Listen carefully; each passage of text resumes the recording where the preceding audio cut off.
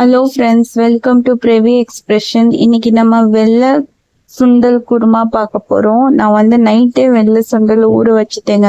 ஒரு 8 hours ஆச்சு அது சோக் ஆகணும். ஸோ நீங்க நைட்டே ஊற வச்சுக்கோங்க. இஃப் நீங்க காலையில பண்றீங்கன்னா, இல்ல ஈவினிங்கா பண்றீங்கன்னா காலையிலேயே ஊற வச்சிருங்க. அதுக்கு ஒரு டைம் கொடுங்க. அண்ட் அது கூடவே நான் வந்து உருளைக்கிழங்கும் சேர்த்து வேக வைக்க போறேன். நான் ரெண்டுமே ஒரு குக்கர்ல போட்டுட்டு நம்ம வந்து ஸ்டவ் ஆன் பண்ணிக்கலாம். இந்த இதுக்கு வந்து ஒரு 5-6 விசில் வரணுங்க. அதுக்கு 5-6 விசில் நீங்க வந்து டைம் கொடுங்க குக் ஆகிறதுக்கு.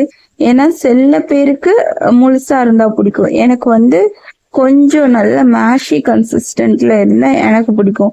நீங்க எப்படியோ அந்த மாதிரி உங்க டிஷ்ஷை குக் பண்ணிக்கோங்க. எனக்கு ஒரு 6-7 விசில்ஸ் வந்தது. அது வந்து அப்பதான் நல்லா குக் ஆச்சுங்க. இங்க வந்து நம்ம பேன் வச்சுக்கலாம். அதுல வந்து நான் ஆயில் ஆட் பண்ணிட்டேங்க. தாளிப்பு கொடுக்க போறோம்.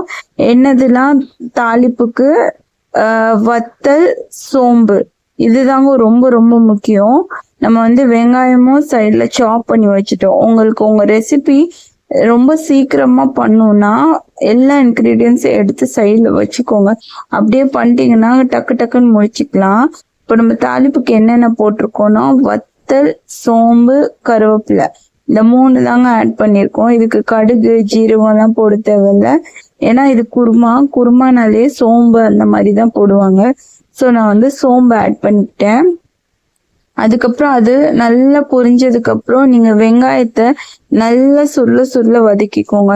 ஏன்னா கண்டிப்பா ஒரு டிஷ் நல்லா வரணும்னா அந்த மற்ற ஃப்ளேவர்ஸை விட வெங்காயம், தக்காளி நல்லா வதங்கிச்சுனாலே அந்த ரெசிபி வந்து ஆல்மோஸ்ட் 50% நல்லா தான் வரும். நீங்க வந்து அதை அப்படி நினைச்சுக்கலாம். அண்ட் இது கூட வந்து இஞ்சி பூண்டு பேஸ்ட் ஆட் பண்ணிருக்கேங்க. இது வந்து நான் ஹோம்மேட் இஞ்சி பூண்டு பேஸ்ட் கடையிலலாம் வாங்கல. நீங்க கடையில வாங்காதீங்க. அது இஞ்சி பூண்டு பேஸ்டே கிடையாது. சம்திங் அது ஒரு கெமிக்கல் கம்பவுண்ட். ஆனா நம்ம வீட்டுல அரைச்சோன்னா அது ஹெல்தியும் அண்ட் ரொம்ப டேஸ்டும் கொடுக்கும். இது கூடவே நான் வந்து சாப் பண்ணி வச்சிருந்த தக்காளி ஆட் பண்ணிக்கிறேங்க. இப்போ இது நல்லா வதங்கணும். அது வதங்குற டைம் நம்ம ஒரு மசாலா ஒரு பேஸ்ட் அரைச்சிக்கலாம். என்னன்னா தேங்காய், கசகசா, சோம்பு, இது 3த்தையும் போட்டு தண்ணி ஆட் பண்ணி நல்லா அரைச்சிக்கலாங்க. இப்போ வந்து கசகசா ஒரு 1/2 டீஸ்பூன் போட்டீங்கன்னா சோம்பு ஒரு 1 டீஸ்பூன் போடுங்க. டேபிள் ஸ்பூன் சொல்லுங்க, டீஸ்பூன். அந்த டைம்ல இப்போ நல்லா வதங்கிடுச்சு பாத்தீங்களா? வெங்காயம், தக்காளி, இஞ்சி பூண்டு பேஸ்ட் எல்லாமே வதங்கிடுச்சு. இது நல்லா வதங்கணுங்க. அந்த ஆயில் எல்லாம் செப்பரேட் ஆகணும். அப்பதான் அந்த ஃபிளேவர் ரிலீஸ் ஆகும். இது கூடவே நான் வந்து ஒரு 1 டேபிள் ஸ்பூன் குழம்பு மிளகாத்தூள் ஆட் பண்ணிக்கிறேன். ரொம்ப ஆட் பண்ணிடாதீங்க. ஃப்ளேவர் வந்து வேற மாதிரி டேஸ்ட் கொடுத்துரும். நான் வந்து 1 டேபிள் ஸ்பூன் குழம்பு மிளகாத்தூள் ஆட் பண்ணியிருக்கேன். உங்க வீட்டுல குழம்பு மிளகாத்தூள் இல்லைன்னா நீங்க வந்து மல்லித்தூளும் மிளகாத்தூளும் ஈக்குவல் ரேஷியோல ஆட் பண்ணிக்கோங்க. காரத்தை பொறுத்து. இஃப் நீங்க நிறைய ஆட் பண்ணும், நிறைய காரம் சாப்பிடுவீங்கன்னா நிறைய காரம் ஆட் பண்ணிக்கோங்க. இல்ல கொஞ்சம் தானா கம்மி பண்ணிக்கோங்க. அது கூடவே நான் மஞ்சத்தூள் போட்டு நல்லா வதக்கிட்டேங்க. இப்போ நம்ம வந்து குக் பண்ணி வச்சிருக்க சுண்டல் பாத்தீங்களா, கொஞ்சம் மேஷான கன்சிஸ்டன்ட்ல இருக்கு. இந்த மேஷியான கன்சிஸ்டன்ட்ல இருக்கும் போதுதான் அந்த ஃபிளேவர் எல்லாமே சூப்பரா இருக்கும். அந்த ஃபர்ஸ்ட் அந்த தண்ணியை ஊத்தி வதக்கிக்கோங்க. பிகாஸ் ரொம்ப ட்ரை ஆயிடுச்சு நம்மளோட வெங்காய தக்காளி எல்லாம். அதனால நான் ஃபர்ஸ்ட் தண்ணியை ஊத்தி கொஞ்சமா இது பண்ணிட்டு அப்புறம் நம்ம சுண்டல் எல்லாம் ஆட் பண்ணிக்கலாம்.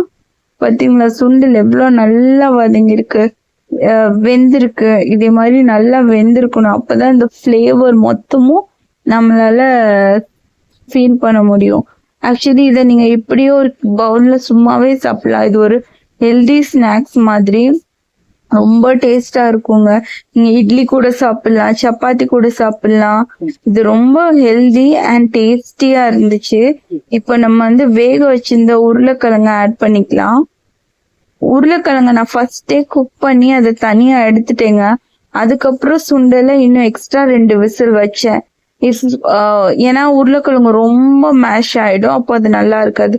ஸோ வந்து நான் உருளைக்கிழங்க ஃபர்ஸ்டே ஒரு 3-4 விசில் விட்டுட்டு ஆஃப் பண்ணிட்டோம். அந்த உருளைக்கிழங்கு மட்டும் வெந்துருச்சு. அதை எடுத்துட்டதுக்கு அப்புறம் நான் வந்து சுண்டலுக்கு இன்னும் எக்ஸ்ட்ரா 2 விசில் வச்சுக்கிட்டேன்.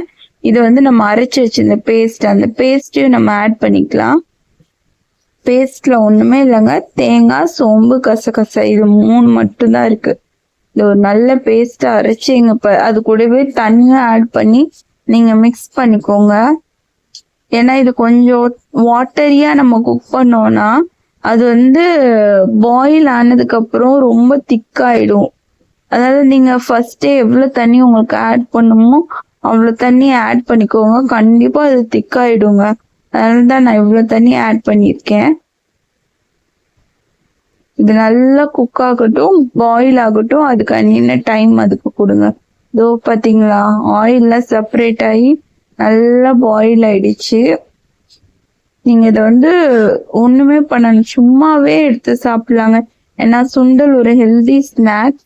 இது வந்து இந்த பானிபூரி கடை, அந்த சாட் ஐட்டம்ல எல்லாம் சுண்டல்னு செஞ்சு விற்பாங்க. ஈவினிங்கா ஸ்நாக்ஸ் கிடைக்கும். ஆல்மோஸ்ட் த சேம் ரெசிபி தாங்க இது.